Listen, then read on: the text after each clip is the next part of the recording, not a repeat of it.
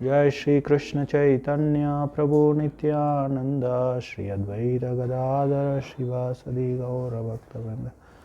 हरे कृष्ण कृष्ण कृष्ण हरे हरे, हरे Ram Ram Ram Hare Hare. Hare Krishna. So ಒಂದೆರಡು ತಿಂಗಳ ಹಿಂದೆ ನಾವು ಪ್ರಹ್ಲಾದನ ಬೋಧನೆಗಳ ಮೇಲೆ ಚರ್ಚೆ ಮಾಡ್ತಾ ಇದ್ದೀವಿ.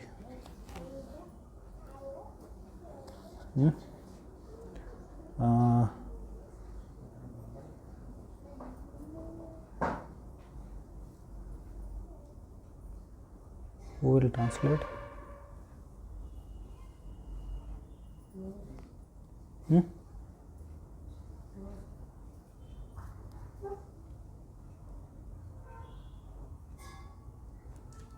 Who will? I am asking you. Then go. Then who?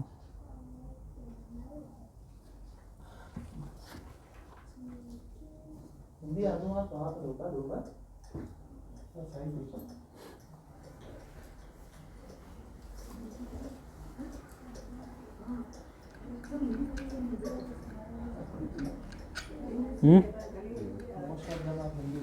हाँ, सब हिंदी है. आपको राजस्थान से है? हाँ, ठीक है. हिंदी सब लोग हिंदी में हैं तो हिंदी कर सकते हैं. Someone can do for him in Kannada.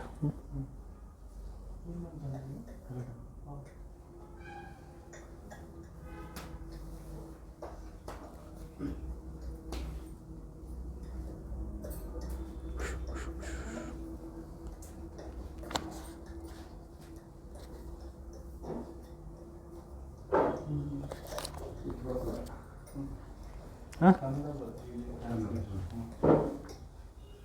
थोड़ा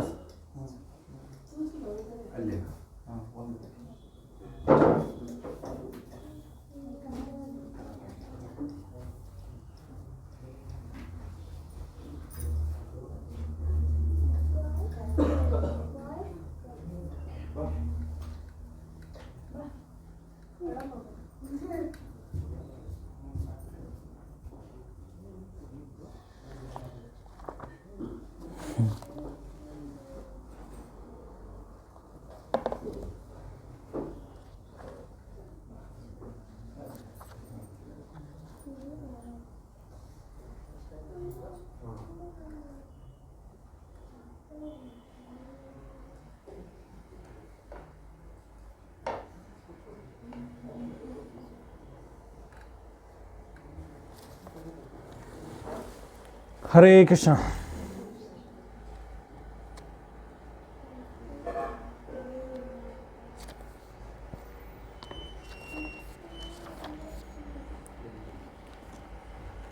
तो 7वें स्कंद में प्रहलाद चरित्र आता है. और नरसिंह भगवान कैसे प्रहलाद को प्रसन्न करने के लिए प्रकट हो जाते हैं और हिरण्यकशिपु को मार देते हैं. इसका वर्णन हम लोग 7वें स्कंद में, भागवत के 7वें स्कंद में पाते हैं हम लोग. तो पंचम अध्याय में एक विभाग है, बहुत ही प्रसिद्ध है. उसको नवदा भक्ति कहते हैं. सो नवदा भक्ति मतलब भक्ति के 9 जो अंग है उनका वर्णन आता है. तो Prahlad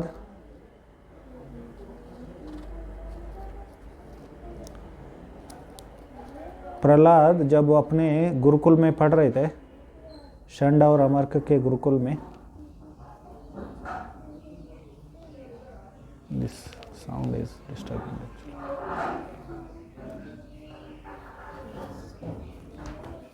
No, it's okay, they will go on. What they are doing?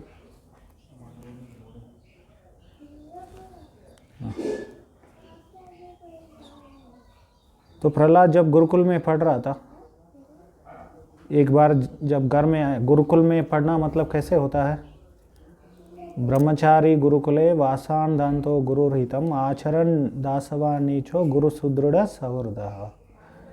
ये भी श्लोक 7वें स्कंद में आता है, बाद में आता है ये। तो ये नारद मुनि ने बताया था ये श्लोक युधिष्ठिर महाराज को। तो ब्रह्मचारी गुरुकुल, ब्रह्मचारी मतलब वैदिक विद्यार्थी को ब्रह्मचारी कहते।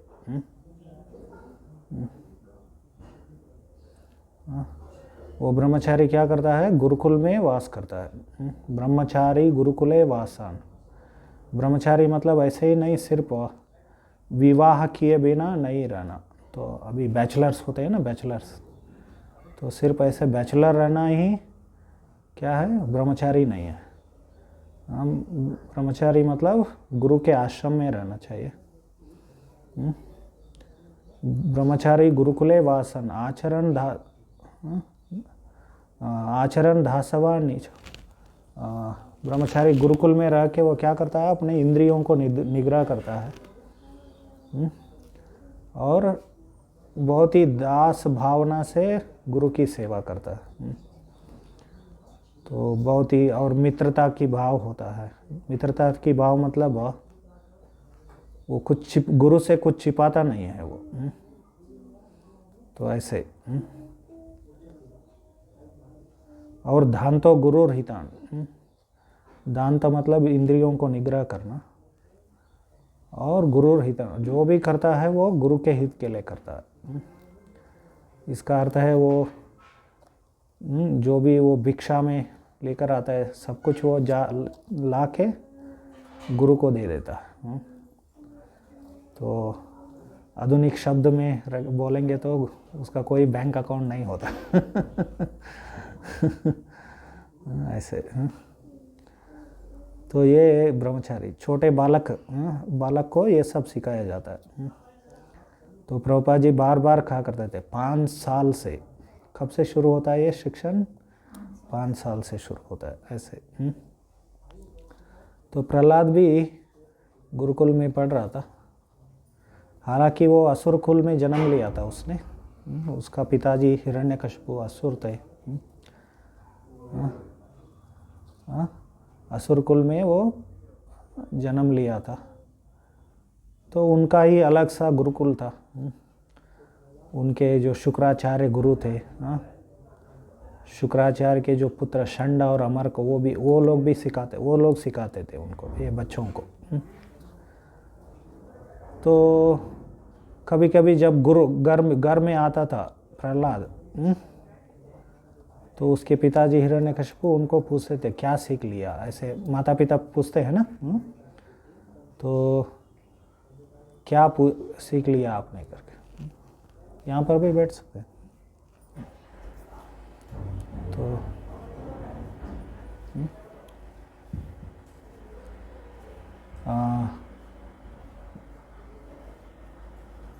तो कभी कभी पूछा करते थे ऐसे।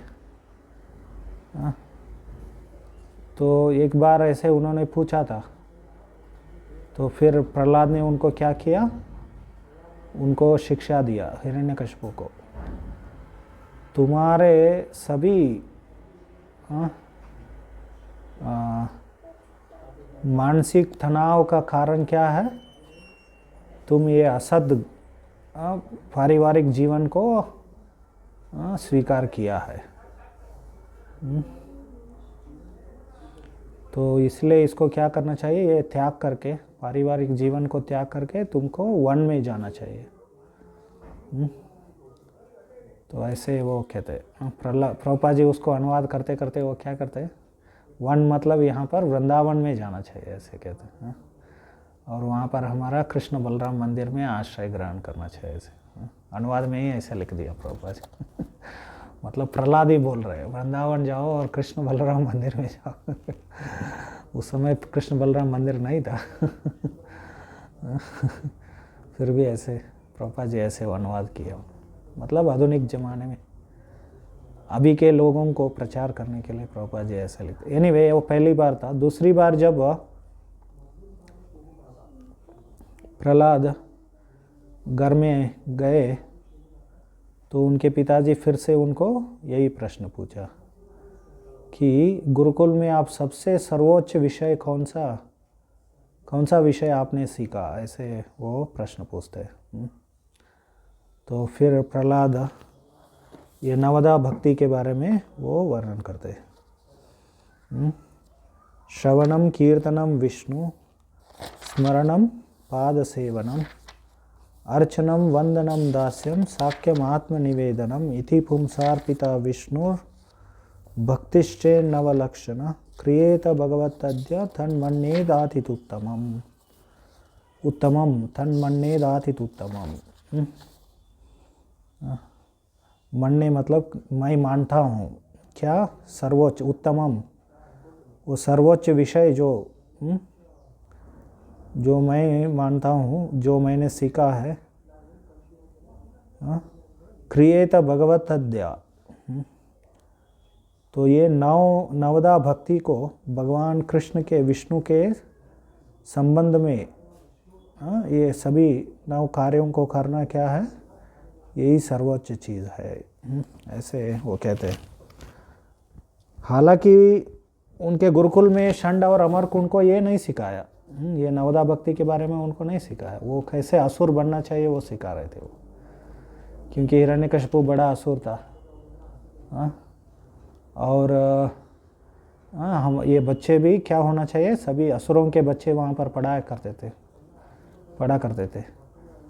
तो वो कैसे सर्वश्रेष्ठ असुर बनना चाहिए, ऐसे उनको सिखाया जाता था। तो असुर मतलब वहाँ पर विशेष करके क्या सिखाते थे, राजनीति सिखाते थे, डिप्लोमेसी। इसका अर्थ है राजनीति मतलब वो असुरी कार्य है। क्या है वो राजनीति, स्वपरा, इसके बीच में जो भेद है वो सिखाना। ये मेरा है, ये दूसरों का है। या राजनीति में क्या होता है, मेरा पक्ष है, ये इनका पक्ष है करके। तो एक दूसरे के ऊपर आक्रमण करते रहते हैं हमेशा। तो ये जो भेद है, स्वपरा भेद जो है, वही राजनीति है। स्वपरा भेद के तद विरुद्ध क्या है, सब कुछ भगवान का है। ईशावास्यम इदम सर्वम, तो वो सही भाव है हमारे अंदर, वो भावना होना चाहिए। तो ईशोपनिषद के पहले श्लोक में बताया गया। तो ये मेरा, ये उनका, तो यही राजनीति का मूल आधार है। तो भौतिक संसार में ये हमेशा रहता है, डिप्लोमेसी। तो जैसे पहले श्लोक में प्रभुपाद जी उसके ऊपर टीका करते हैं, भगवद गीता के पहले श्लोक में धृतराष्ट्र ने क्या बोला, मामका पांडवश्चैव, मेरा और पांडव के पुत्र। एक्चुअली वो राजा मतलब वो उनका पुत्र, सभी प्रजा उनके ही पुत्र है। अभी धृतराष्ट्र क्या है, पांडव तो नहीं थे, पांडव तो उनका मृत्यु हो गया था। धृतराष्ट्र क्या बन गया था, राजा बन गया था। तो सभी प्रजा उनके पुत्र होते हैं। राजा मतलब कौन है, सभी प्रजा, तो पिता के समान है। सभी जीवों को अपने पुत्र के समान वो देखना चाहिए, वो सही राजा है। राजा का भावना वो होना चाहिए। और ये तो उनके भाई के पुत्र है तो उनको तो अपना पुत्र मानना ही पड़ेगा उनको, उनके बीच में तो भेद नहीं करना चाहिए। लेकिन फिर भी वो मामका, मेरे पुत्र और पांडु के पुत्र, ऐसे वो भेद करता। तो ये भौतिक संसार में हमेशा रहता है। भौतिक, प्रभुपाद जी वो उसके ऊपर टीका करते हैं, उनके लेक्चर में वो कहते हैं भौतिक संसार मतलब यही है। तो प्रहलाद को और अन्य असुर पुत्रों को ये सिखाया जा रहा था वहाँ पर। तो अभी के जो शिक्षण प्रणाली क्या है, उसमें भी यही है। तो जब भगवत भावना नहीं सिखाया जाता है, ईशावास्यम इदम सर्वम, जब वो सिखाया नहीं जाता है, तो ऑटोमेटिकली ये स्वपरा यही सिखाया जाता है। मतलब यही विषय आ जाता है।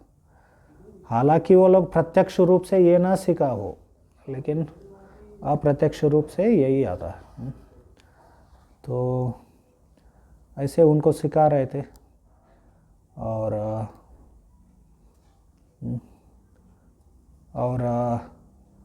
लेकिन हिरण्यकशिपु को क्यों गुस्सा आया? मुझे इसको बहुत ही अच्छा बड़ा असुर बनाना था, लेकिन ये जाके क्या कर रहा है, विष्णु भक्ति के बारे में सीख रहा है। तो वो हिरण्यकशिपु वो टीचर्स को बुला के उनको ऊपर चिल्लाता है। वो हिरण्यकशिपु, तुम लोग क्या सिखा रहे हो? मैंने क्या बोला था आप लोगों को, और आप लोग क्या सिखा रहे हो? ऐसे ऐसे। तो वो लोग तो बोलते हैं हम लोगों ने तो ये सिखाया नहीं है, विष्णु भक्ति के बारे में तो नहीं सिखाया, कृष्ण भक्ति के बारे में तो नहीं सिखाया, ऐसे वो लोग कहते हैं। तो प्रहलाद कहाँ से सीखे थे ये सब चीज़? किसी को पता है? माँ के गर्भ में से। माँ के गर्भ में जब थे वो नारद मुनि से उन्होंने सीखा था ये भागवत धर्म। तो उनको याद था, उनके माँ आज भूल गए सब कुछ है, लेकिन उनको याद था।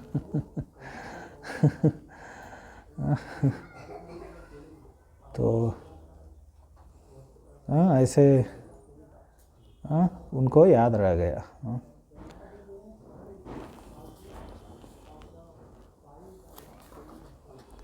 सो ही के ऐसे प्रहलाद वो ये सब श्रवणम कीर्तनम नवविधा भक्ति के बारे में, इसको ही भागवत धर्म कहते हैं।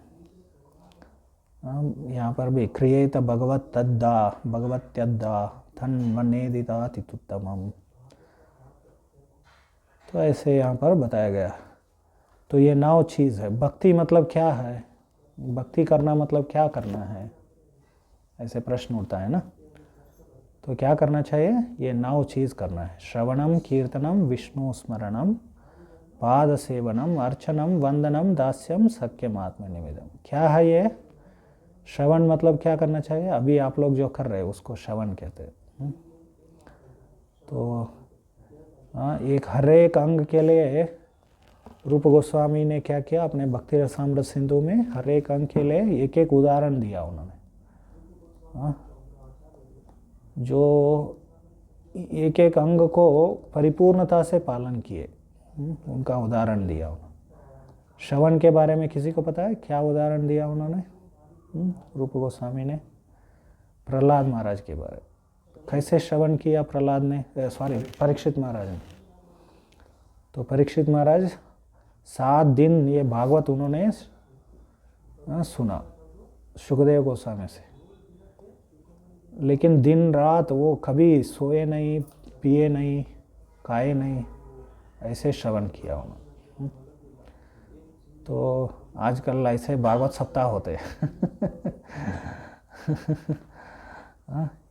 ये भागवत 7 दिन भागवत बोला गया था, ये लोग उन्होंने उसको अनुकरण करते हुए भागवत सप्ताह शुरू किया। सुबह 1-2 घंटा, रात शाम को 1-2 घंटा ऐसे प्रवचन करते हैं। बीच बीच में स्नैक्स, टी, कॉफ़ी वगैरह सर्विंग करते हैं। और सुन के क्या करते हैं लोग, वो सुन के सप्ताह को सुन के बाद में घर में आके टीवी चलाना शुरू कर देते हैं। जो भी सुना था वो सब क्या हो गया? टीवी ऑन किया तो जो भी सुना था वो सब नष्ट हो जाता है ना। तो प्रभुपाद जी इसीलिए कहा करते थे, हालांकि ये भागवतम 7 दिन में बताया गया था, ओरिजिनल भागवत सप्ताह हुआ था, लेकिन भागवत में क्या बताया गया? नित्यम भागवत सेवया, ऐसे बताया गया। नष्ट प्रायेषु अभद्रेषु नित्यम भागवत सेवया भगवती उत्तम श्लोके भक्तिर्भवती नैष्टकी। तो वो पहले स्कंद में एक श्लोक है ये। हर रोज नित्यम भागवत सेवा मतलब हर रोज भागवतम सुनना चाहिए। तो इसलिए प्रभुपाद जी ने इस्कॉन में क्या किए, तो हर रोज भागवत क्लास का आयोजन किया उन्होंने। तो प्रभुपाद जी चाहते थे कि सुबह भागवतम क्लास और शाम को भगवद गीता क्लास होना चाहिए। तो ऐसे ये भागवत ऐसे हमें सुनना चाहिए, श्रवण करना चाहिए। तो इसको श्रवणम कहते हैं। तो भगवान के नाम गुण रूप लीलाओं को श्रवण करना। नाम गुण रूप लीला समझ में आ रहा है? हम लोग नाम भी सुनते हैं, जब कीर्तन संकीर्तन होता है सुनते हैं। संकीर्तन होता है,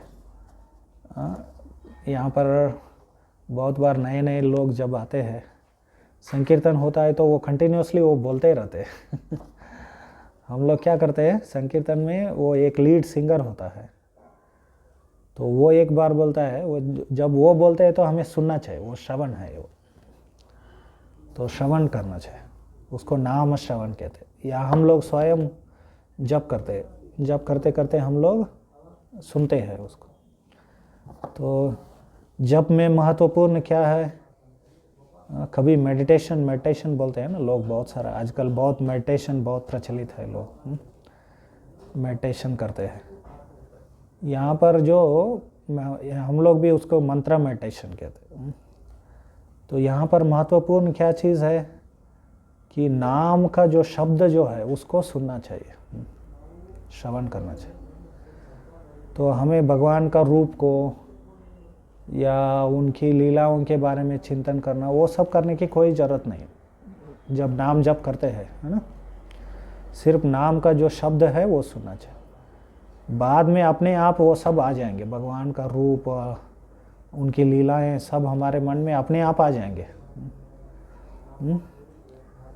तो क्योंकि मूलतः हम लोग भगवान के पास थे, तो हमें भगवान का वो जो स्मरण जो है वो हमारे हृदय में। अभी वो क्या हो गया, ढक गया भौतिक आशाओं, भौतिक इच्छाओं से या भौतिक गुणों, ये त्रिगुण जो है सत्व रज तमो गुण, भौतिक प्रकृति के जो गुण हैं उनसे क्या हो गया, वो भगवान का स्मरण जो है वो आवृत हो गया।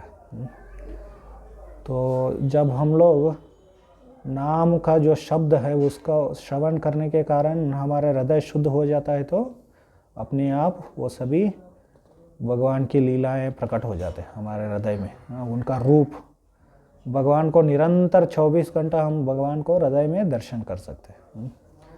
तो सिर्फ वो शब्द सुनना है हमें, नाम का जो शब्द है, हरे कृष्णा, ये जो शब्द है ना वो सुनते रहना चाहिए, इसको श्रवण कहते।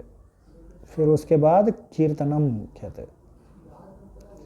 कीर्तनम मतलब तो भगवान के नाम रूप, वही चीज़ जो श्रवण करते हैं ना वही हमें बोलना है, नाम रूप गुण लीलाओं को बोलते रहना, उसको कीर्तन कहते हैं। तो परीक्षित महाराज को कौन वो बोल रहे थे श्रीमद् भागवतम, वो शुकदेव गोस्वामी। वो कीर्तनम शब्द, कीर्तनम का क्या है, एक उदाहरण है कीर्तन। फिर उसके बाद में कौन सा आता है, विष्णु स्मरणम। ये विष्णु जो शब्द है क्या है, ये श्रवणम को, कीर्तनम को, स्मरणम को सबके लिए वह अन्वय होता है ये इस श्लोक में। श्रवणम कीर्तनम विष्णु स्मरणम पाद सेवनम। तो विष्णु कीर्तनम, अभी बहुत बार हम लोग भजन आजकल सब जगह भजन मंडलियाँ होती हैं, भजन करते हैं, या मंदिर में कोई जाके हम लोग भजन करते हैं। वो क्या है, भजन करना, वो कीर्तन है। वो श्रवण भी हो जाता है उसमें, कीर्तन भी है। तो लेकिन विष्णु कीर्तनम यहाँ पर क्या बताया गया, विष्णु कीर्तनम। भक्ति मतलब क्या है, विष्णु भक्ति। तो ऐसा नहीं कि वो सिर्फ आराधना उपासना कहते हैं हम लोग उसको, अन्य देवी देवताओं का, वो भक्ति नहीं है वो। तो ऐसे तो बंगाल में जब प्रभुपाद जी ने उन्होंने देखा कि बंगाल में बहुत सारा माता जी का भक्ति करते हैं या पूजा करते हैं, उपासना करते हैं। दुर्गा पूजा होता है ना नवरात्रि में, बहुत प्रसिद्ध है बंगाल में, है ना। तो वो लोगों ने क्या किया, खाली कीर्तन शुरू किया वो लोगों ने ऐसे। तो माता जी को ऐसे, आजकल साईं बाबा का कीर्तन होता है। नया शुरू कर दिया लोग, लेकिन यहाँ पर प्रहलाद क्या बोल रहे हैं? श्रवणम कीर्तनम विष्णु, विष्णु कीर्तन या कृष्ण कीर्तन। ऐसे ही कृष्ण स्मरण, यहाँ पर स्मरण तीसरा कौन सा है? स्मरण। जब श्रवण और कीर्तन करते हैं तो ऑटोमेटिकली क्या हो जाता है? स्मरण भी हो जाता है। तो इसके लिए उदाहरण रूप गोस्वामी प्रहलाद के बारे में ही बोलते हैं। प्रहलाद यहाँ पर पंचम स्कंद में वो हमेशा कैसे भगवान के स्मरण में रहते थे उसके बारे में वर्णन आता है। नारद मुनि स्वयं बता रहे हैं इसको। सो नारद मुनि अपने शिष्य के बारे में, प्रहलाद कौन थे? वो नारद मुनि के शिष्य, उनकी भक्ति के बारे में वर्णन करते हैं यहाँ पर। तो वो कितना मग्न रहते थे भगवान में। तो वो कहते हैं कृष्ण ग्रह ग्रहितात्मा, ऐसे कहते हैं। तो प्रहलाद कृष्ण ग्रह से ग्रस्त हो गए थे। ग्रहग्रस्त मतलब क्या होता है? ये नवग्रह है ना, आप लोग जानते हैं नवग्रह। तो नवग्रह में कैसे याद रखेंगे नवग्रहों को?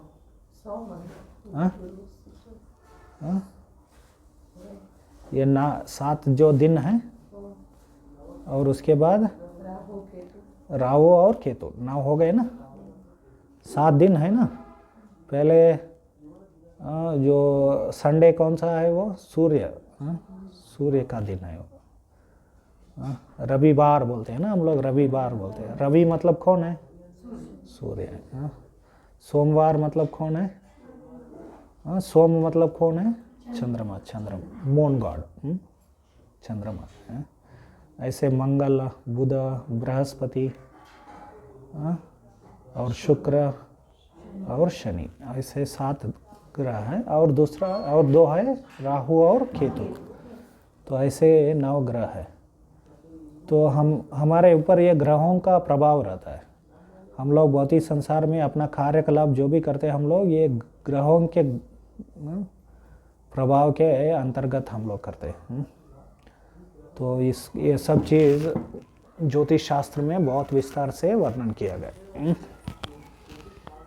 ज्योतिष शास्त्र में बहुत, ज्योतिष शास्त्र बहुत वैज्ञानिक है। आधुनिक विज्ञान से भी ज़्यादा वैज्ञानिक है। समझ आ रहा? सामान्यतः हम लोग विज्ञान को बहुत मानते हैं। तो लेकिन ये इतना वैज्ञानिक है कि आधुनिक विज्ञान से भी बहुत श्रेष्ठ है ये। तो अभी 19वीं सदी में, 19वीं सदी के आरंभ में तो ये यहाँ पर तो ब्रिटिश राज था, अंग्रेज़ों का राज था। तो पाश्चात्य देश से बहुत सारा ये विज्ञान ये सब चीज़ भारत में आने लगे।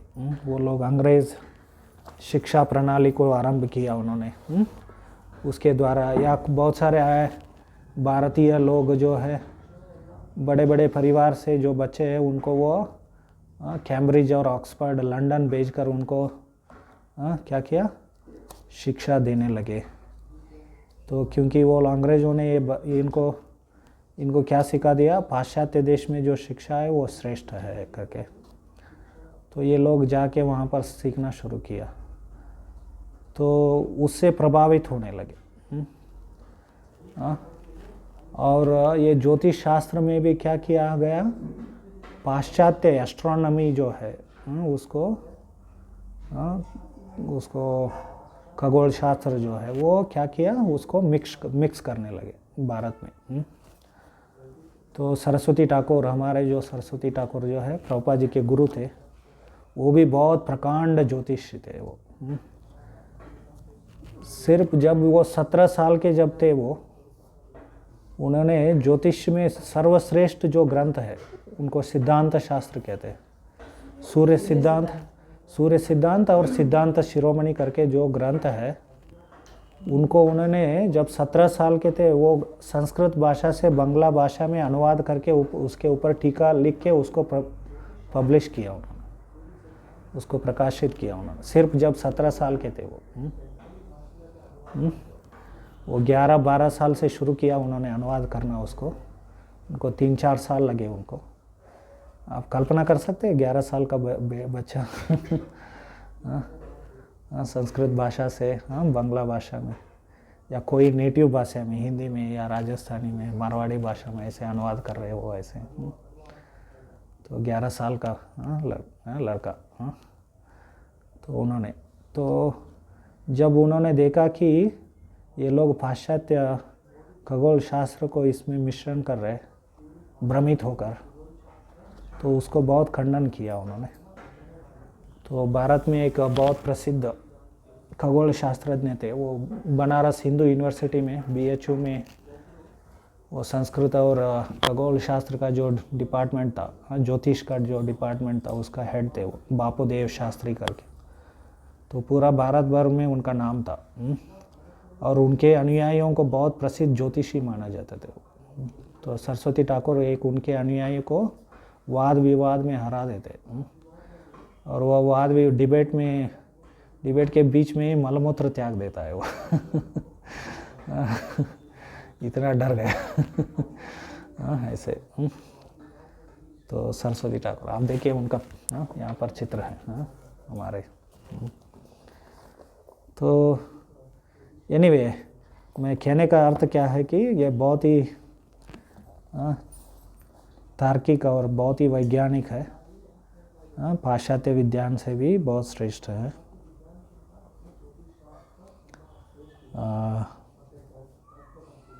एनीवे, लेकिन हमारे जो भद्रलोक है, भद्रलोक मतलब जो समाज में जो श्रेष्ठ लोग थे, वो लोग भ्रमित होकर पाश्चात्य शिक्षण को क्या किया, उन्होंने अपनाया उन्होंने।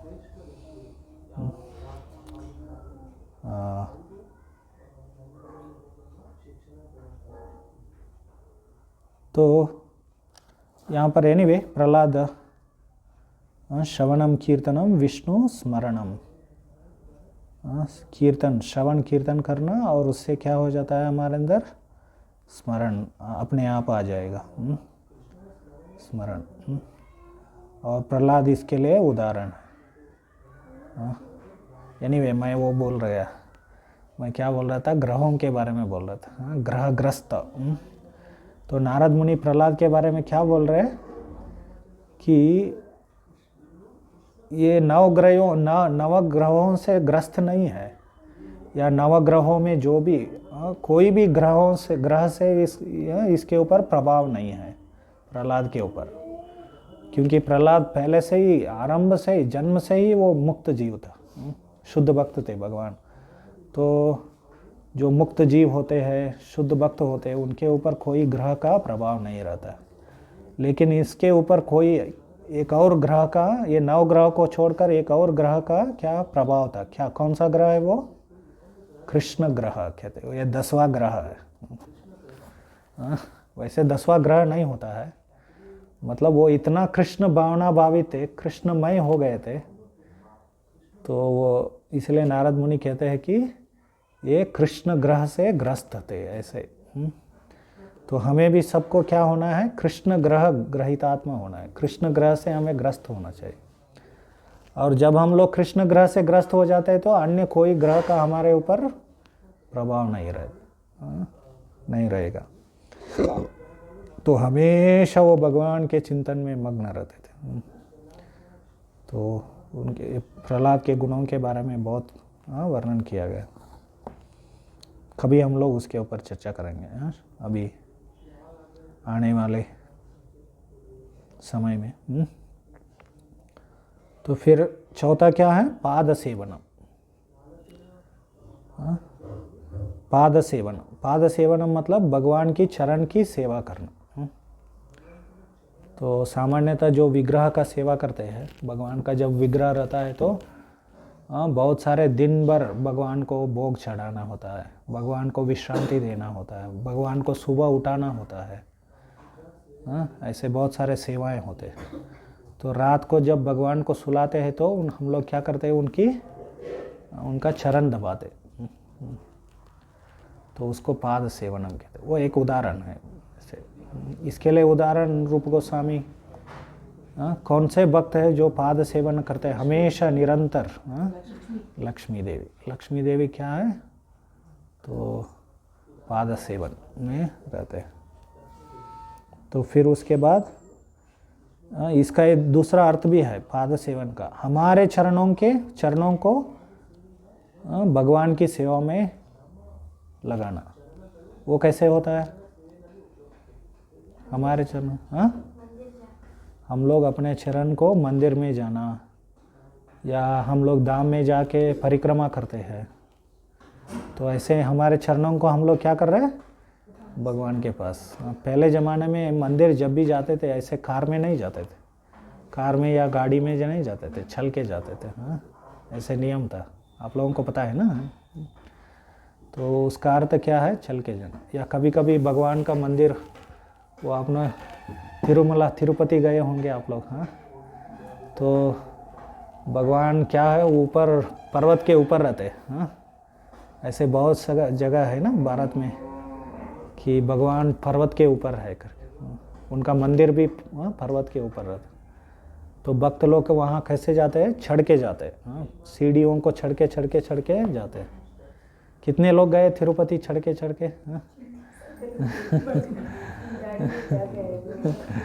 गाड़ी में जाके आए, अगली बार चढ़ के जाइए।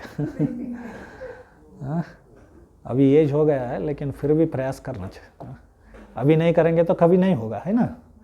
अभी एज बढ़ता जाएगा, फिर शरीर तो क्या जीर्ण होता रह जाएगा। उसको शरीर को क्या है? भगवान की सेवा। या कुछ भक्तों ने यहाँ पर गोवर्धन परिक्रमा किया, गोवर्धन है ना, 21 किलोमीटर। अब वृंदावन में जाएंगे तो गोवर्धन है, गोवर्धन। पिछली बार कुछ माताएं बोल रहे थे नहीं होगा। सो इस्कॉन में एक विशेषता है कि बहुत सारे भक्तों को लेकर आ जाते हैं वहाँ पर, गोवर्धन परिक्रमा करा देते हैं उनको सबको, चल के सबको पुश करके। धीरे धीरे जा सकते हैं, ऐसा नहीं कि भाग के जाना है। आराम से दिन भर, कभी कभी 2 दिन भी करते हैं कुछ भक्त लोग, 1 दिन पूरा नहीं हुआ तो ये सब पाद सेवन का उदाहरण। या मंदिर में परिक्रमा मार्ग होता है ना, वो कभी सभी मंदिरों में, तो वो परिक्रमा करना, भगवान का परिक्रमा करना, तो ये सब पाद सेवन में आता है। फिर उसके बाद अर्चनम, अर्चा विग्रह का सेवा करना। तो पूजा आरती, आप लोग षोडश उपचार कहते हैं उसको, तो उसको अर्चन कहते हैं। सब लोग पूजा करते हैं ना हर रोज, तो वो अर्चन में आता है। तो फिर वंदनम मतलब इसका भी 2 अर्थ है, एक नमस्कार करना, दूसरा प्रार्थनाओं को अर्पण करना। तो ये दोनों है इसमें। तो अर्चनम के लिए उदाहरण प्रतु महाराज के बारे में बताया गया भागवत में। तो प्रतु महाराज वो भगवान कृष्ण के विग्रह को स्थापना करके बहुत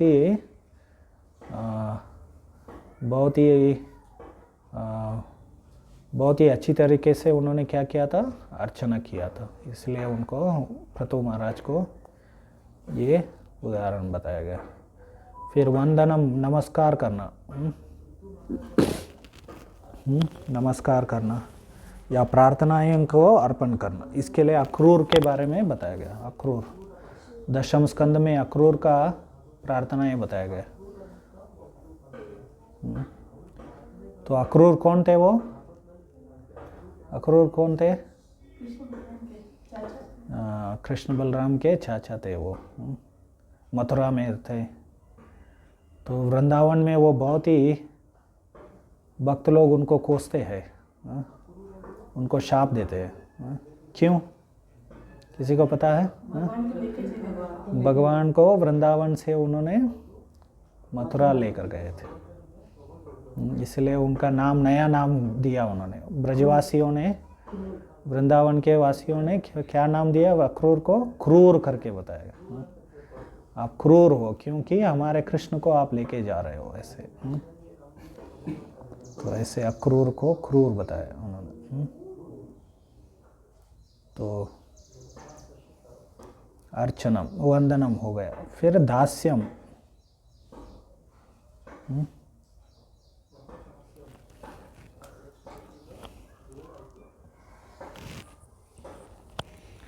तो इसके उदाहरण हनुमान जी को बताएगा। तो वो भगवान राम के दास थे। तो इसके बारे में रूप गोस्वामी कहते हैं, यह यस्य हरेर दासे, एक श्लोक को उल्लेख करते हैं वो, यह यस्य हरेर दासे कर्मणा मनसा गिरा निखिला स्वप्यवस्थासु जीवन मुक्त स उच्यते। ऐसे एक यह यस्य हरेर दास्य, यहाँ पर दास्य शब्द आया ना, दास्यम मतलब भगवान के दास बनना।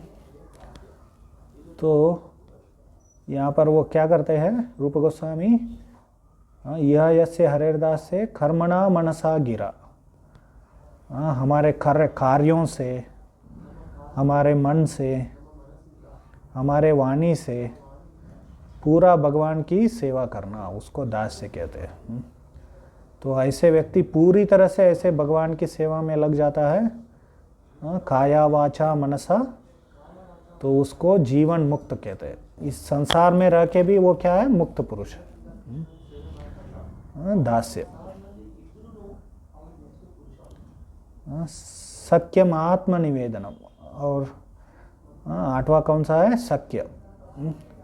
ये सत्य में भी 2 प्रकार के होते हैं, मैत्री और विश्वास करके, विश्वास और मैत्री। तो मैत्री मतलब क्या है, तो भगवान का वेल विशर बनना, ऐसे बोलते हैं प्रभुपाद जी। शुभ चिंतक बनना, भगवान का शुभ चिंतक कैसे, हमारे शुभ चिंतक भगवान है ना। हम भगवान के शुभ चिंतक कैसे बन सकते हैं। तो प्रभुपाद जी कहते हैं कि भगवान के बारे में प्रचार करके, यहाँ पर भौतिक संसार में जो नास्तिक लोग हैं या नास्तिक विचारधारा है, उनको खंडन करके हम लोग भगवान की सत्ता को स्थापित करते हैं। तो ऐसे हम भगवान के वेल विशर बन जाते हैं। कैंपेनिंग फॉर द लॉर्ड, ऐसे अभी इलेक्शन कैंपेन चलता रहता है ना, हम लोग भगवान के लिए कैंपेनिंग करना, तो उसको सत्य कहते हैं, मैत्री कहते हैं।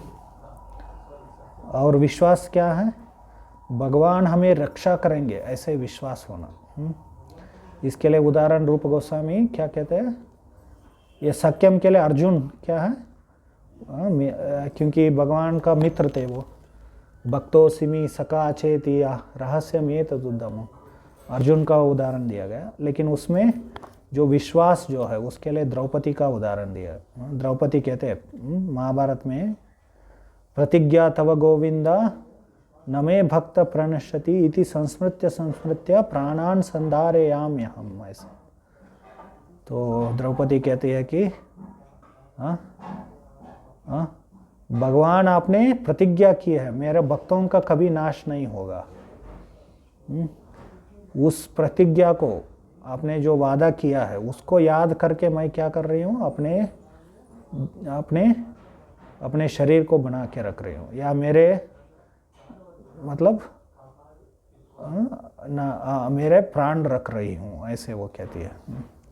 तो आप जानते हैं ना, पांडवों को कितना सारा कष्ट आया, द्रौपदी को भी कितना सारा कष्ट आया, फिर भी वो उनके भगवान के ऊपर क्या था, श्रद्धा थी। हरे कृष्ण। सो भगवान के ऊपर उनको श्रद्धा था, इसलिए उन्होंने क्या किया, क्योंकि भगवान ने भी ये क्या किया था, ये मतलब प्रॉमिस किया था, उन्होंने वादा किया था कि मेरे भक्तों का कभी नाश नहीं होगा। भगवद गीता में कहाँ पर आता है ये, वो कहाँ पर आता है बताइए।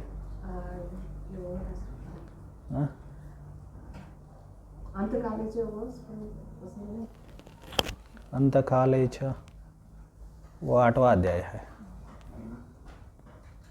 वो 8वें अध्याय के आरंभ में आता है।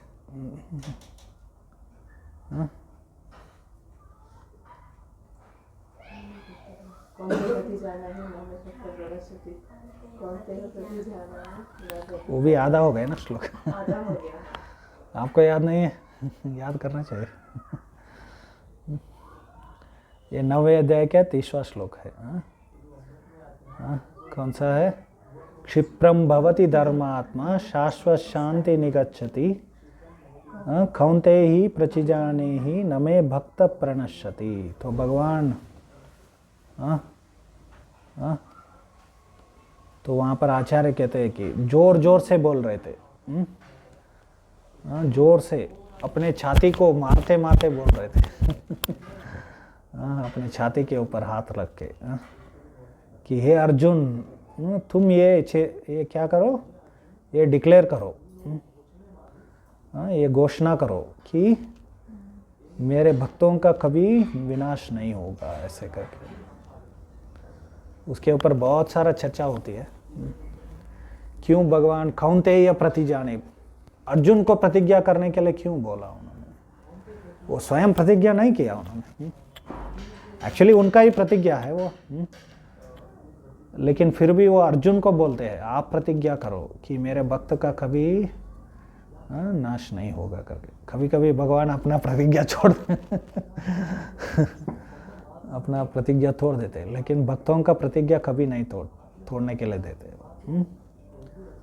तो कभी क्या नहीं, वो गलत नहीं साबित होता है भक्तों का प्रतिज्ञा। मतलब वो भगवान ही ऐसा व्यवस्था करते हैं कि उनका भक्त का प्रतिज्ञा कभी गलत ना हो, ऐसे।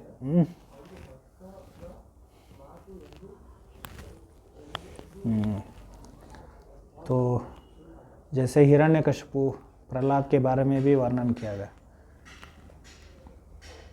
क्योंकि हिरण्यकशिपु पूछ रहा था प्रहलाद को, क्या तुम्हारा विष्णु यहाँ पर है, यहाँ पर है, यहाँ पर है, ये खंबे में है, ऐसे पूछा उन्होंने।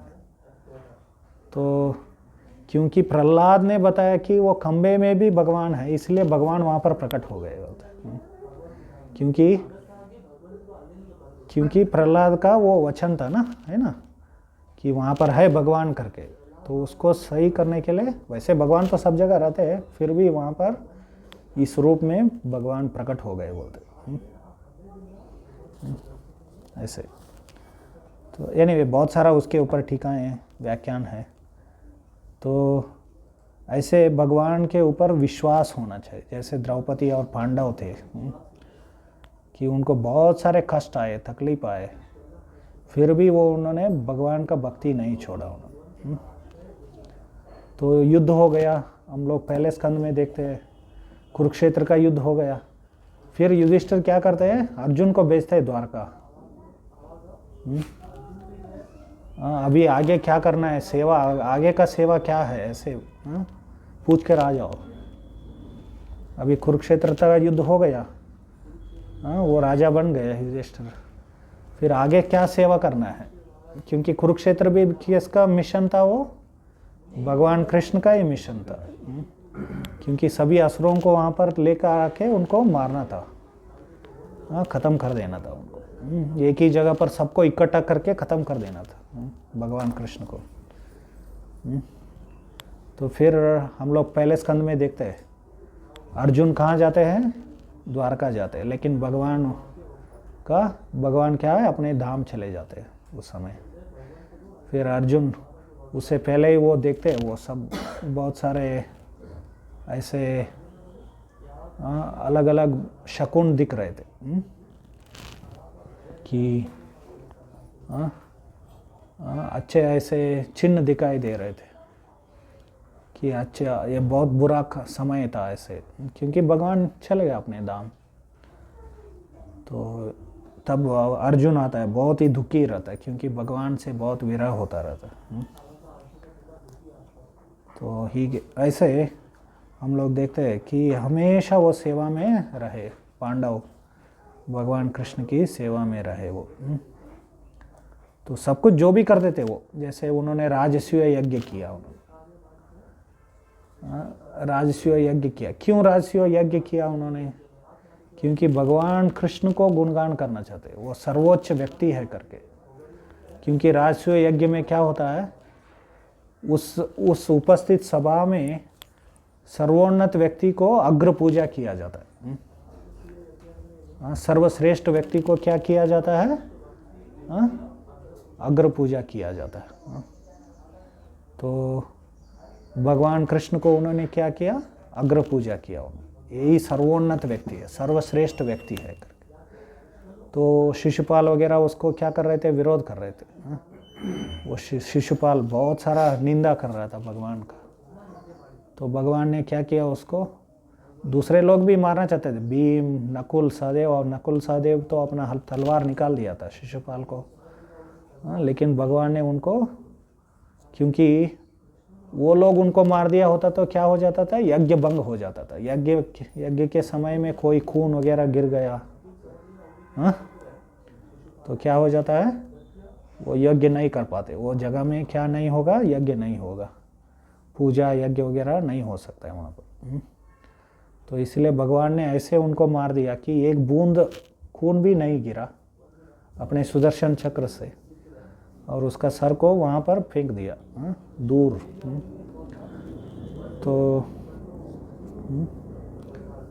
तो ऐसे भगवान स्वयं उसको मारते हैं उसको, क्योंकि दूसरे लोग मार दिया होता तो गड़बड़ हो जाता था, है ना। तो शिशुपाल तो सर्वोन्नत व्यक्ति वहाँ पर भगवान कृष्ण, वहाँ पर ब्रह्मा थे, शिवजी थे, सब लोग थे वहाँ पर, सभी देवता, इंद्र, चंद्र, राजस्व यज्ञ में सब लोग उपस्थित थे वो लोग। तो वहाँ पर उनका पूजा क्यों नहीं किया गया, अग्र पूजा भगवान कृष्ण का क्यों किया गया, क्योंकि भगवान कृष्ण ही सर्वोन्नत व्यक्ति है, सर्वश्रेष्ठ व्यक्ति है। तो ऐसे वो लोग जो भी करते थे, पांडव लोग हमेशा भगवान को गुणगान करना, भगवान की सेवा में लगे रहते थे। तो ये विश्वास था उनका, और भगवान ने उनको रक्षा किया, है ना। तो सत्यम, इसको सत्य कहते। तो मित्रता, उनके अंदर वो मित्रता और विश्वास भाव था। तो अंत में आत्मनिवेदनम, आत्मनिवेदनम मतलब क्या है, तो सब कुछ भगवान को अर्पण करना, हमारे जो कुछ भी है, हमारे मन, शरीर, वाणी, धन, संपत्ति, सब कुछ। इसके लिए उदाहरण कौन है, बलि, बलि का उदाहरण दिया गया। तो ये नवदा भक्ति है। श्रवणम, कीर्तनम, विष्णु स्मरणम, पाद सेवनम, अर्चनम, वंदनम, दास्यम, सख्य आत्मनिवेदनम इति पुंसार्पिता विष्णु भक्षिश्चे नवलक्षणा क्रियेता भगवत्यद्य तन्मन्निधातुम। इसका जो इसके ऊपर तात्पर्य, प्रभुपाद जी बहुत लंबा तात्पर्य, हर एक इसको विस्तार, अभी आज हम लोगों ने बहुत संक्षेप में चर्चा किया हम लोगों ने, कभी इसको और विस्तार से चर्चा करेंगे। तो यहाँ पर बहुत लंबा तात्पर्य देते प्रभुपाद, कम से कम इसके ऊपर 15 पेज उन्होंने तात्पर्य दिया है इसके ऊपर, 15 पेज। श्रवण मतलब क्या है, उसका विस्तार से ऐसे वर्णन करते हैं। कीर्तन मतलब क्या है, इसका विस्तार से वर्णन करते हैं। तो ऐसे आज हम लोगों ने बहुत ही संक्षेप में किया चर्चा। एक्चुअली हमारा क्लास इसके ऊपर था, मैं कन्नड़ में बोलने वाला था, तो हिंदी में बोलना, इसलिए मैं चेंज कर दिया लेक्चर। हरे कृष्णा। कोई प्रश्न है इसके बारे में? प्रहलाद महाराज इतने गर्भ से ही शुद्ध भक्त कैसे बन गए? पिछले जन्म में उनको क्या सुकृति थी? हाँ, वो भी बताया गया। हाँ, एक जगह नरसिम्हा पुराण में वर्णन आता है वो, कि पिछले जन्म में वो नरसिम्हा चतुर्दशी के दिन उन्होंने उपवास किया था, इसलिए उनके ऊपर कृपा हो गए बोलते। हाँ, लेकिन उन्होंने ऐसा सोच के ये उपवास नहीं किया था, ऐसा सोच के ये उपवास नहीं किया था कि आज वो नरसिंह चतुर्दशी है मुझे करना है, ऐसा नहीं। ऐसे ही उन्होंने उस दिन खाना नहीं खाया और कुछ पानी नहीं पिया। तो इसलिए वो क्या हो गए, उनको भगवान का कृपा मिल गया। मतलब वो क्या बोलते हैं, अज्ञात सुकृति, अनजाने में उन्होंने क्या कर दिया, उस दिन उपवास किया, वो भी ऐसे बताया गया। और दूसरा भी उनको कृपा सिद्ध भी बताया गया। कृपा सिद्ध मतलब, तो सिद्ध मतलब कौन है, जो परिपूर्णता को प्राप्त किया। परिपूर्णता मतलब क्या है? जीवन का परिपूर्णता क्या है बताइए? भगवान का सेवा करना। आजकल वो सक्सेस करके शब्द बहुत प्रचलित है ना, सक्सेस सक्सेस करके। आजकल सक्सेस मतलब क्या है? यूट्यूब में पॉपुलर होना सक्सेस है।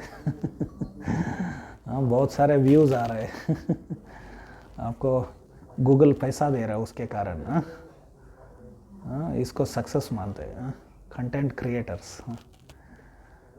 एनीवे, बहुत पॉपुलर होना या बहुत सारा पैसा कमाना, इसको सक्सेस मानते हैं लोग। बहुत सारा हाउ आई अचीव्ड सक्सेस, ऐसे वो लोग प्रवचन सुनाते रहते अपना। सक्सेस के लिए संस्कृत भाषा में क्या शब्द है? सिद्धि। सिद्धि, परिपूर्णता या सक्सेस। सिद्धि, सिद्धि मतलब क्या है? जो आत्म साक्षात्कार को प्राप्त किया उसको सिद्ध पुरुष कहते हैं। इसका अर्थ क्या है? इसका गहरा अर्थ है इसके पीछे। मनुष्य जीवन में हमारा 4 क्या है? लक्ष्य है। धर्म, अर्थ, काम और मोक्ष। तो इन चारों को जो प्राप्त किया उसको क्या कहते हैं? सिद्ध पुरुष कहते हैं। अंततोगत्वा मतलब कौन है? जो मुक्त जीव है वो सिद्ध पुरुष है। मतलब अर्थ काम को भी प्राप्त करना वो भी सिद्ध पुरुष है। धर्म के अनुसार जो पालन करके जो करते हैं उसको वो परिपूर्णता है। धर्म के अनुसार अर्थ और काम। आजकल अर्थ और काम कैसे प्राप्त करते हैं? अधार्मिक रूप से वो काम प्राप्त करते हैं। तो अंततोगत्वा मोक्ष मतलब वही आत्म साक्षात्कार। मैं ये शरीर नहीं हूँ, उसको ब्रह्म ज्ञान कहते हैं या ब्रह्म साक्षात्कार कहते हैं। तो ऐसे व्यक्ति को लेकिन इससे भी श्रेष्ठ क्या है? पंचम पुरुषार्थ, कृष्ण भक्ति या कृष्ण प्रेम। उसको पंचम पुरुषार्थ कहते हैं। तो उसको सिद्ध पुरुष कहते हैं। जो भगवत भक्ति में परिपूर्णता प्राप्त किया है, कृष्ण प्रेम को प्राप्त किया है, उसको सिद्ध व्यक्ति, सिद्ध पुरुष कहते हैं। सिद्ध भक्त। तो भक्तों में अलग अलग प्रकार के भक्त होते हैं। साधना सिद्ध, कृपा सिद्ध और नित्य सिद्ध, ऐसे 3 प्रकार के भक्त, सिद्ध भक्त होते हैं, सिद्ध पुरुष होते हैं। साधना सिद्ध मतलब कौन है? वो साधना करके करके करके करके करके परिपूर्णता को पहुंच, उसको साधना सिद्ध कहते हैं। कृपा सिद्ध मतलब कभी कभी वो साधना को पालन नहीं करता है, किसी न किसी कारण वो भगवान और उनके शुद्ध भक्तों को प्रसन्न कर देता है, तो वो भगवान और उनके भक्तों का कृपा हो जाता है उसके ऊपर। तो प्रहलाद भी ऐसे कृपा सिद्ध है, तो उनको भगवान का कृपा हो गया। नारद मुनि का भी कृपा हो गया, उनको भगवान नारद मुनि ने ये सब सुना दिया जब वो गर्भ में थे। तो इसलिए वो कृपा सिद्ध के लिए एक उदाहरण है प्रहलाद। ठीक है। और नित्य सिद्ध कौन है? वो भगवान के धाम में रहते, हमेशा भगवान के साथ रहते वो भक्त, उनको नित्य सिद्ध भक्त कहते। नित्य सिद्ध वो कभी भौतिक जगत में आते भी है तो भगवान के साथ आते हैं, लीला करके चले जाते हैं, या कभी कभी ऐसे महान आचार्य जो है प्रचार करके जाते हैं उनको बद्ध जीवों को उद्धार करने के लिए। तो ऐसे उनको नित्य सिद्ध कहते। आप कौन से सिद्ध भक्त हैं?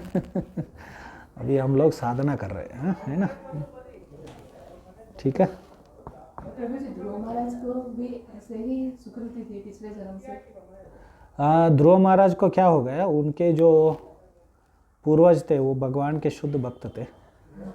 अभी क्या हो जाता है, आपके वंश में कोई शुद्ध भक्त है तो उन भगवान ना पूरा अपने उनसे जो भी संबंधित रहते सगे संबंधियों को भी कृपा कर देते।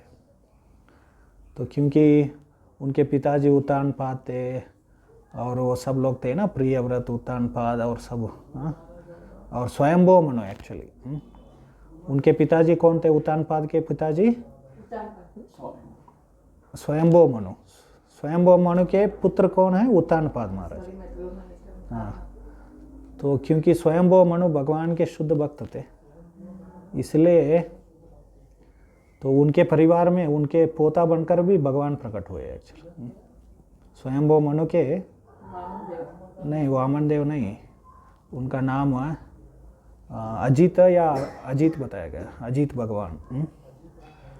तो ये श्री ईशोपनिषद में ये जो है ना श्लोक, वो स्वयंभू मनु ने वो भगवान को, अजित भगवान को गुणगान करते हुए क्या किया था? अर्पण किया था।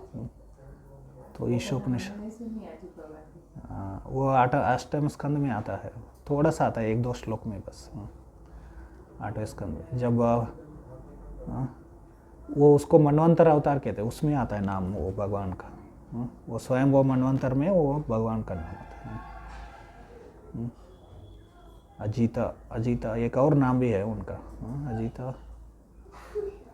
एनीवे, तो ऐसे क्योंकि वो भगवान के शुद्ध भक्त थे स्वयंभू मनु, इसलिए उनके जो वंश में जो भी आए थे उनको सब भगवान कृपा कर दिया।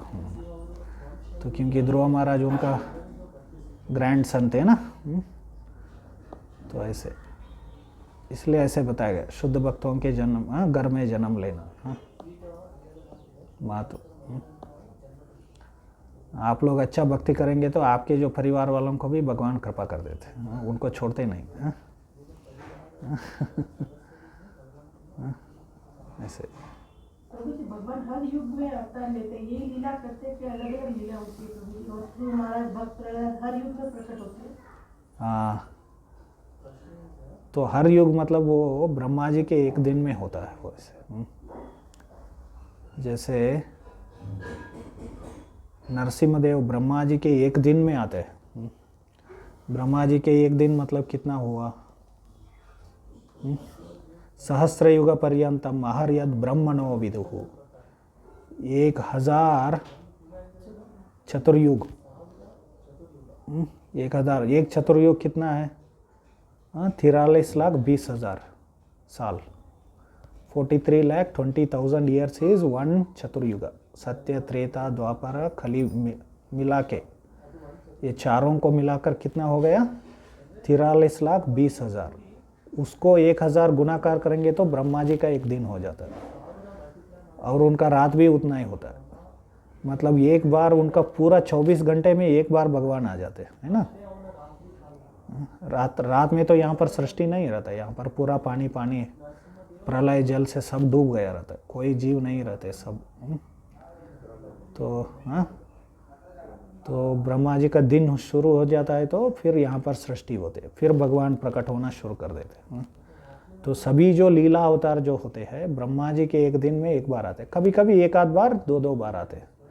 जैसे श्वेत वराह, रक्त वराह, ऐसे वराह भगवान 2 बार आए थे, मत्स्य भगवान 2 बार आए थे। तो वो ओकेजनली होता है, लेकिन एक बार आ जाते हैं सभी लीला अवतार। तो नरसिंह भगवान भी एक बार, जब भी एक बार आते हैं तो आप जब ने प्रश्न पूछा हर एक युग में ऐसे लीला करते हैं, हर एक युग में मतलब हर एक दिन में, ब्रह्मा जी के हर एक दिन में ऐसे ही लीला होता है। मतलब हर एक चतुर्युगी में नहीं होता? नहीं होता। भगवान राम, अभी रामनवमी आ रहा है, कब भगवान राम प्रकट हुए थे? त्रेता युग में। कौन सा त्रेता युग में? इस त्रेता युग में नहीं प्रकट हुए थे वो, नहीं हुए थे। अभी प्रकट हुए होते तो कितना साल हुआ होता था? अप्रोक्सीमेटली 9 लाख साल ऐसे कुछ होता था। क्योंकि कलयुग का, द्वापर युग का 8 लाख हो गया, और कलयुग का क्या हो गया? 5,000 साल हुआ है। 8,64,000, 8,70,000 ऐसे। उसके पहले क्या था? त्रेता युग आया था। Approximately 9 lakh years before there was Treta युग। 9 लाख साल पहले क्या था? त्रेता युग था। उस त्रेता युग में भगवान राम नहीं हुए, शास्त्रों में बताया गया। उसके बारे में 2 वर्णन आते हैं। एक जगह पर अभी 28वां चतुर्युग चल रहा है। अभी इस मनवंतर का कितना? 28वां, ये स्वयं ये 7वें मनवंतर है, वैवस्वत मनु। ब्रह्मा जी के एक दिन, हम लोगों ने एक दिन के बारे में चर्चा किया ब्रह्मा जी का, उस एक दिन में 14 मनु आके जाते हैं। हाँ? वो एक एक मनु को एक मनवंतर कहते हैं उस अवधि को। तो 14 मतलब वह ब्रह्मा जी का 1000 में 14 उसको क्या किया था, डिवाइड करेंगे तो क्या हो जाता है, 71 चतुर्युग एक मनवंतर होता है, मनु का अवधि होता है। तो अभी 7वां मनवंतर चल रहा है, मतलब ब्रह्मा जी के आधा दिन हो गया, अभी उनका लंच टाइम है, चल रहा है, अभी लंच ले रहे हैं ब्रह्मा जी अभी उनके धाम में।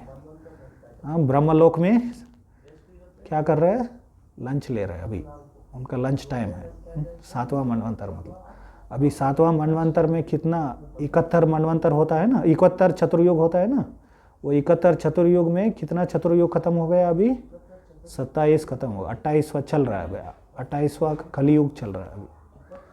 फिर अगला सत्ययुग जब आ जाता है तो 29वां हो गया वो चतुर्युग। तो भगवान राम 24वें चतुर्युग में आए थे। ये वैवस्वत मनु के 24वें चतुर्युग के त्रेता युग में आए थे वो। और ये दूसरे जगह बोला गया, बताया गया 18वें मनवंतर चतुर्युग में आए थे, त्रेता युग, मतलब करोड़ों साल पहले आए थे। रामायण उस समय लिखा है, वाल्मीकि ने रामायण लिख के उनके लव और कुश को उसको सिखाया था। पहली बार कौन सुना था उसको, रामायण को? लव कुश के द्वारा किसने सुना था? भगवान राम के दरबार में ही आके वो रामायण बताया था ना, लव और कुश। आप उसको याद है वो? भगवान राम को ही सुनाया गया था रामायण पहली बार। हालांकि वाल्मीकि ने पहली बार वो लव कुश को सिखाया, लेकिन उसके बाद में पहली बार कब हो गया वो लव कुश, भगवान के राम दरबार में सुनाया गया था। ये मूर्ख लोग बोलते हैं रामायण 2000 साल पहले लिखा गया था, ऐसे लोग बोलते हैं ये लोग। प्रभु जी अयोध्या कब से है? वो अवशेष मिले हैं वो सब उस युग के हैं। अयोध्या तो शाश्वत रहता है, वो कभी उसका नाश नहीं होता है। अयोध्या, वृंदावन, ये भौतिक संसार के भौतिक भूगोल के अंग नहीं है ये। ऐसे हम लोगों को दिखता है, क्योंकि भगवान कृपा करके हमें भी धाम का दर्शन हो करके ऐसे प्रकट करते हैं, लेकिन वो शाश्वत धाम है, वो कभी नाश नहीं होते। सृष्टि का नाश होता है तो कभी नाश नहीं होते ये।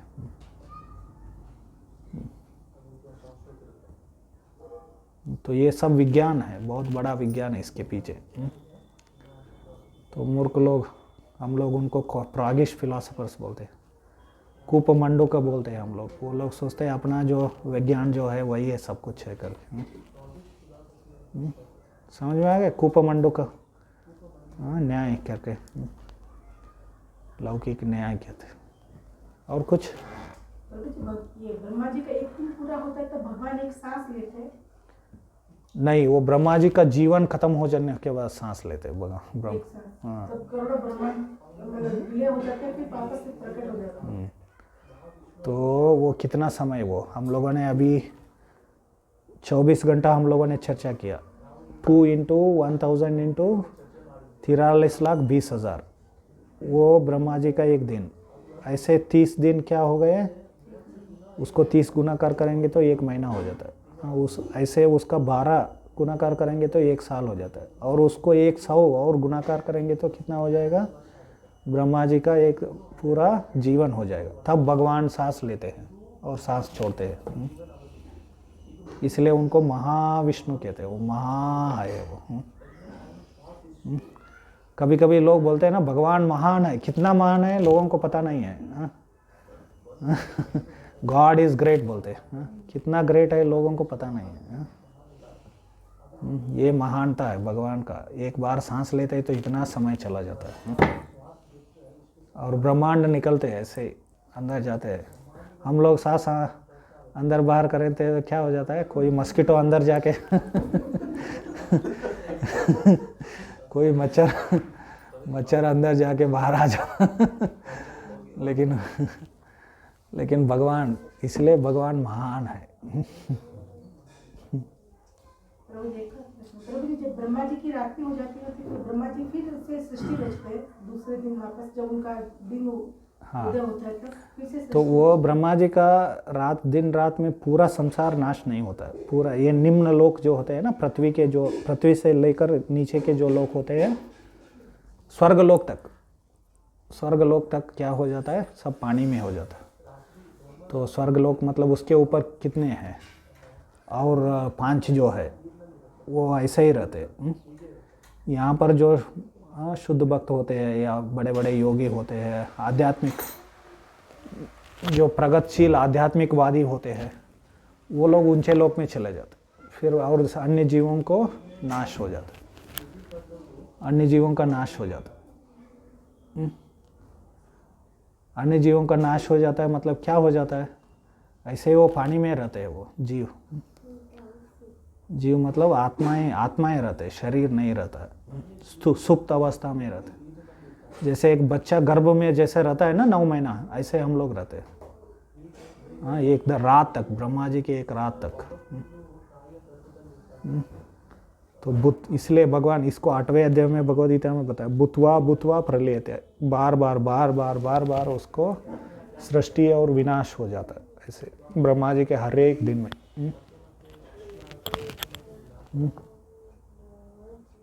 और फिर सृष्टि रचते दूसरे दिन। हाँ, फिर अगला वो रात खत्म होते ही फिर सृष्टि। ये 8वें अध्याय में 17वां 18वां और 19वां श्लोक में, 3 श्लोक में भगवान इसके बारे में बताया।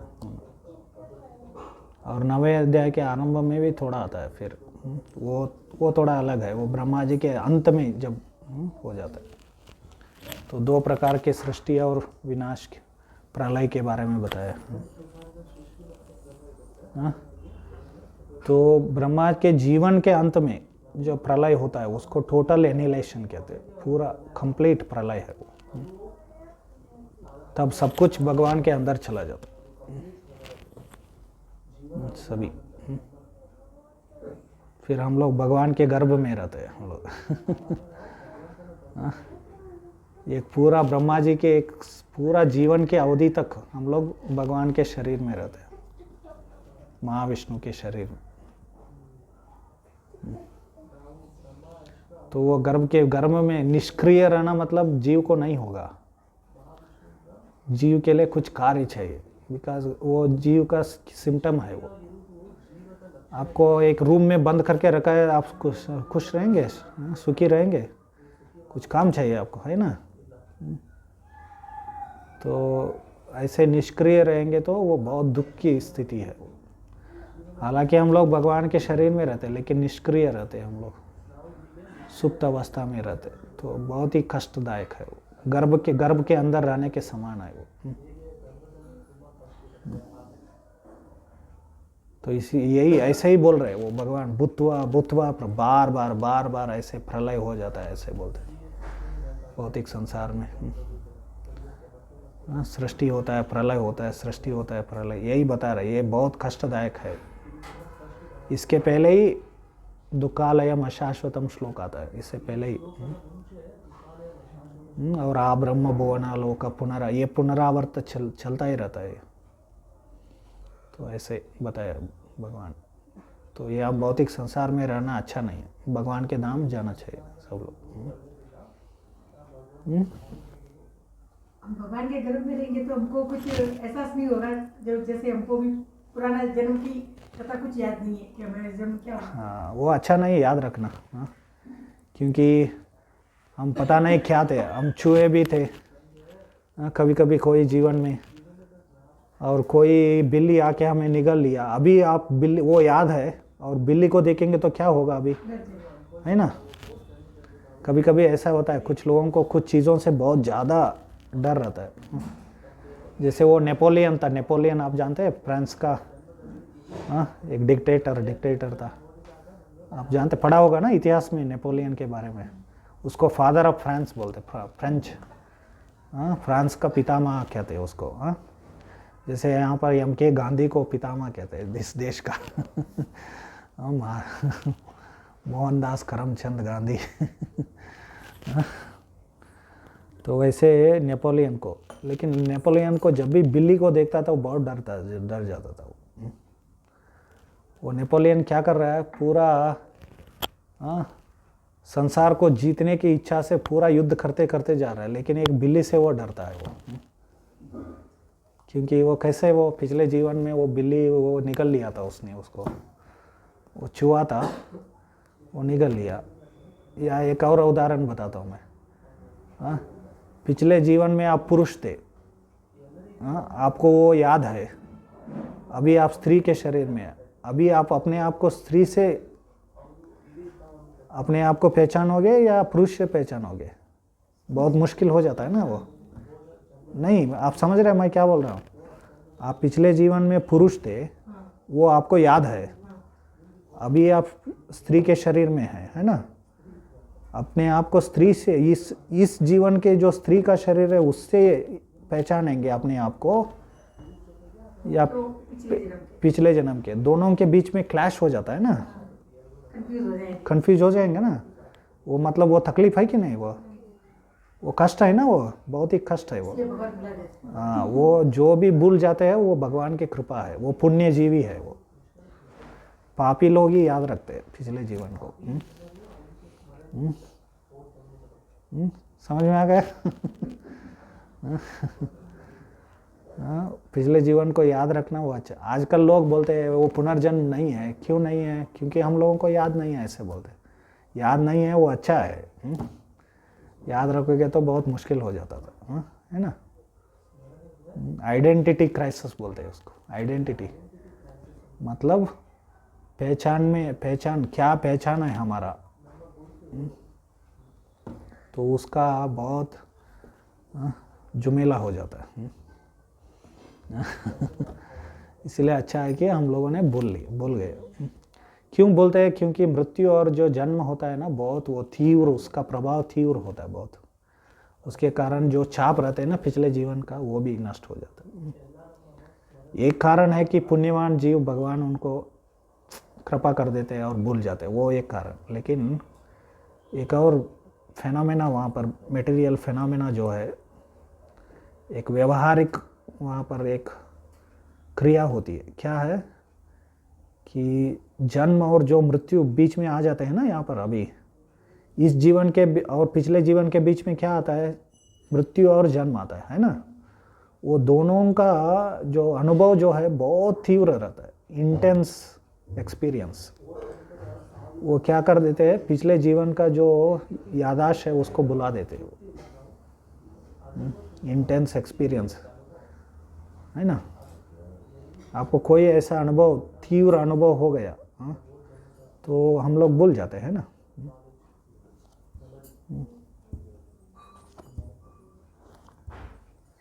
कभी कभी हम लोग यात्रा में चले जाते। अभी आप लोग वृंदावन चले गए, बहुत वहाँ पर अच्छा श्रवण कीर्तन हुआ, बहुत परिक्रमा किया आप लोगों ने। तब आप लोग क्या करेंगे? चिकमंगलूर को भूल जाएंगे, है ना? ऐसे अनुभव हुआ है कभी कभी? नहीं हुआ? हाँ, एक हफ्ते गए जाएंगे तो, एक हफ्ता 10 दिन जाएंगे तो हो जाता है। क्योंकि वो तीव्र एक्सपीरियंस जो है उसका, वहाँ का जो अनुभव है, ये सब बुला देता है। फिर वापस आते समय वो हम लोग यहीं पर रहना चाहिए था, ऐसा लगता है।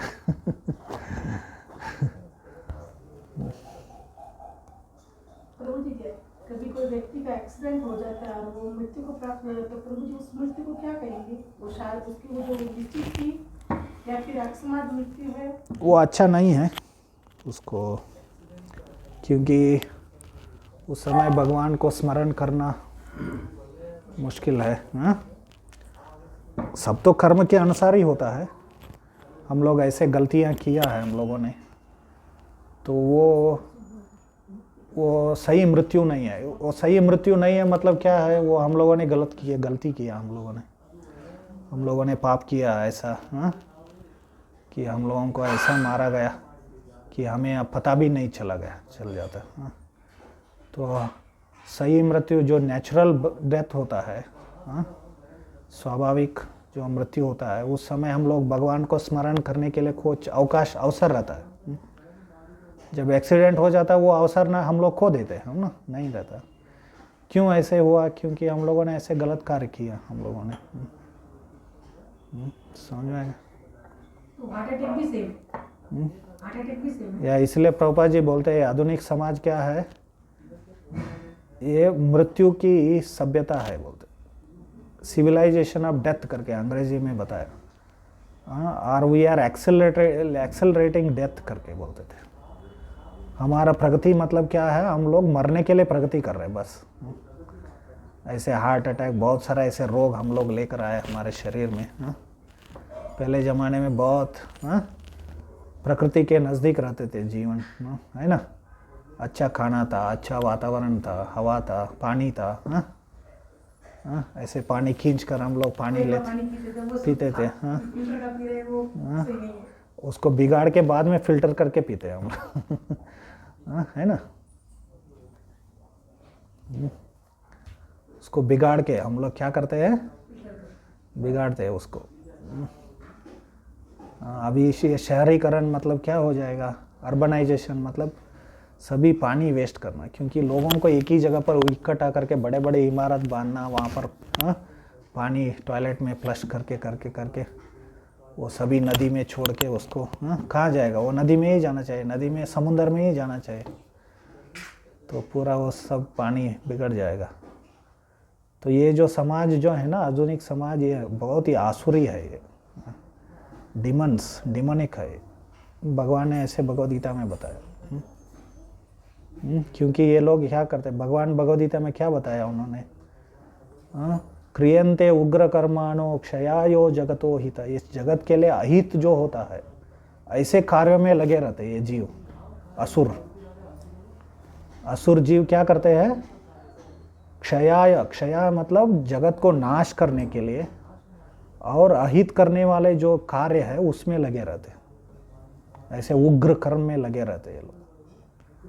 तो ये उग्र कर्म का समाज, टेक्नोलॉजी उग्र कर्म है, वो पेनफुल, सीवियर पेनफुल। उसको टेक्नोलॉजी को हम लोग बहुत सुविधा मानते हैं, हम लोग, वो सुविधा नहीं है। आप लोग जैसे मैं बता रहा, पानी खींच के लेना, अभी एक बटन लगा देते हो, लेकिन वो बटन लगाने के पीछे कितना मेहनत जाता है, वो मशीन बनाने के लिए कितना 1000 फैक्ट्री चाहिए उसको, वो देखते नहीं है। तमोगुण में, अज्ञान में, तमोगुण में क्या है, सही है जो गलत है वो सही है। भगवान ने भगवद गीता में ये भी बताया, धर्म है उसको अधर्म मानते हैं, अधर्म को धर्म मानते हैं, सत्य को असत्य मानना, असत्य को सत्य मानना। हम लोग जो कंफर्ट बोलते हैं ना, वो एक्चुअली कंफर्ट नहीं है, वो बहुत ही पेनफुल वर्क है वो। टेक्नोलॉजी क्या है, वो बहुत पेनफुल है वो। कुछ बड़े बड़े लोग ही ज़्यादा उसको, लेकिन उनके अंदर भी वो मानसिक तनाव रहेगा। बड़े बड़े लोग क्या करते हैं, ये सभी लोगों को, मिडिल क्लास लोगों को शोषण करके, निचले वर्ग के लोगों को शोषण करके ये सब टेक्नोलॉजी डेवलप करते हैं, लेकिन अंततोगत्वा सबका चीटिंग हो जाता है सब लोग, क्योंकि वो सब मानसिक तनाव, उसको डेवलप करना, वो उसको मैनेज करना, उसको सेल करना, उसके पीछे बहुत सारा मेहनत जाता है। वो लोग भी बीमार है, अंबानी, अदानी, सब लोग भी बीमार है, वो लोग भी डायबिटीज सबसे मर रहे हैं। हम लोग लगता है वो लोग कुछ मेहनत नहीं कर रहे, लेकिन वो लोग भी वही कर रहे है ना। वो मादा कौन है, वो अंबानी का बेटा है, वो क्या है, वो इतना मोटा, इतना मोटा है, देखो उसके शरीर में कितने सारे रोग होंगे, है ना। तो इससे किसी को, ये जो समाज जो है, ये प्रगति, डेवलपमेंट, विकास, ये आज का जो है गवर्नमेंट है ना, बोगस सब, ये सब लोग पूरा अज्ञान में है पूरी तरह से। ये सब पूरा दुख ही दुख है, इसका नतीजा। प्रोग्रेस, ग्रोथ, इकोनॉमिक ग्रोथ, उसके बारे में बोल रहे हैं। Economic growth, champion, Modi is a champion of economic growth. लेकिन पूरा अंदर देखेंगे तो कुछ नहीं है एक्चुअली। बड़े बड़े बात करता है लोग। तो ये सब अज्ञान का लक्षण है। हाँ, ये समझना चाहिए सब लोग। बच्चों को सिखाना चाहिए ये सब चीज़। बच्चों को वो स्कूल कॉलेज में सब गलत गलत चीज़ सिखा के, हाँ तुम लोग ऐसे ही मेहनत करो, तुम एक दिन बहुत सुखी हो जाओगे, ऐसे बहुत सक्सेसफुल हो जाओगे, ऐसे उनको गुमराह कर देते। हाँ, और ये बच्चे मेहनत करते रहते। हाँ, मैं सुखी हो जाऊंगा एक दिन करके। हाँ, वो एक दिन आ जाएगा ऐसे। हाँ? या अमृत। ठीक है, लेट हो गया। हरे कृष्णा।